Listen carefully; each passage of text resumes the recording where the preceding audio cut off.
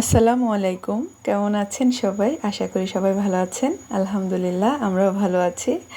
আচ্ছা, সকালবেলা উঠেই যখন সারাদিনের জন্য রান্নাবান্না শেষ করে ফেলা যায়, তখন আপনাদের কেমন লাগে? আমার তো খুবই ভালো লাগে। মনে হয় সারাদিনের একটা মেইন দায়িত্ব শেষ করলাম। রান্নাবান্না শেষ করে অফিস চলে যাওয়া, দেন অফিস থেকে এসে আর কোনো প্যারা থাকে না রান্নার। ফ্যামিলির সাথে, বেবির সাথে টাইম স্পেন্ড করা যায়, চাইলে একটু বাইরে ঘুরেও আসা যায়। সেই জন্য ঘুম থেকে উঠেই রান্নাবান্না শেষ করতে পারলে আমার কাছে একটা আলাদা শান্তি লাগে।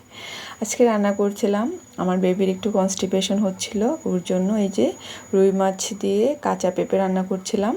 আর এটা হচ্ছে ধুন্দল ভাজি করব, আমার হেল্পিং হ্যান্ড কেটে রেখে গেছে। আর এখানে কিছু টমেটো, কাঁচামরিচ, রসুন কেটে রেখেছি, পেঁয়াজ কেটে রেখেছি। আর হচ্ছে কলমি শাক ভাজি করার জন্য ভিজিয়ে রেখেছি। আর আজকে ছোট মাছ পেয়েছি থেকে মলা মাছ নিয়েছিলাম, ওগুলো রান্না করব। মলা মাছগুলো আলহামদুলিল্লাহ, মানে মাশাআল্লাহ খুব ভালো করে ক্লিন করা ছিল। এই যে দেখতেই পাচ্ছেন। আজকে আমি মেখে সব কিছু দিয়ে মেখে একেবারে বসিয়ে দিব। এই যে পেঁয়াজ রসুন দিয়ে দিলাম, একটু ভালোভাবে কচলে নিয়ে, তেমন কোনো মশলা না, জাস্ট হলুদ আর ধনিয়ার গুঁড়া দিয়ে আবার একটু হাত দিয়ে মেখে তারপরে দিয়ে দিব মাছ।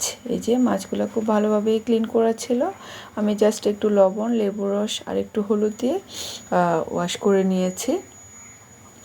আর এখন দিয়ে দিচ্ছি কিছু ফালি করা কাঁচামরিচ। তবে আজকে না আমি ভুলে তেল দেই নাই। নর্মালি তো আমার এভাবে মেখে রান্না করা হয় না, সব সময় তেলের মধ্যে মশলা কষিয়ে তারপরেই রান্না করা হয়। আজকে অভ্যাস নেই তো, ভুলে তেল যে দিতে হবে সেটা আর মনেই নেই। তবে ইন্টারেস্টিং বিষয় হচ্ছে, যারা খেয়েছে তারা কিন্তু বুঝতে পারেনি যে আমি তেলই দেইনি, এই আর কি। আর এখানে আমার খুব পছন্দের শুটকি দিয়ে সবজি রান্না করছিলাম, ওটাও প্রায় হয়ে গেছে, নামিয়ে নিয়েছি। আর এখন হচ্ছে মলা মাছটা বসিয়ে দিয়েছি।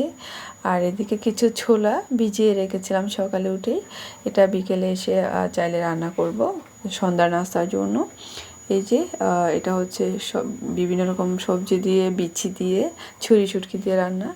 আর এটা হচ্ছে রুই মাছ দিয়ে কাঁচা পেঁপে দিয়ে রান্না করেছি। আর এখানে তো মলা মাছটা চুলায় হচ্ছে, কিছু টমেটো এড করে দিলাম। এই যে মলা মাছের সাথে টমেটো, তারপরে দেশি ধনে পাতা দিয়ে যে একটা কম্বিনেশন, এটা না আমার কাছে খুব অসাধারণ লাগে। রান্নাটাও প্রায় হয়ে যাচ্ছে, এখন একটু লবণ দেখে হয়ে গেলেই জাস্ট নামিয়ে নেব। সবাই ভালো থাকবেন, আমাদের জন্য দোয়া করবেন।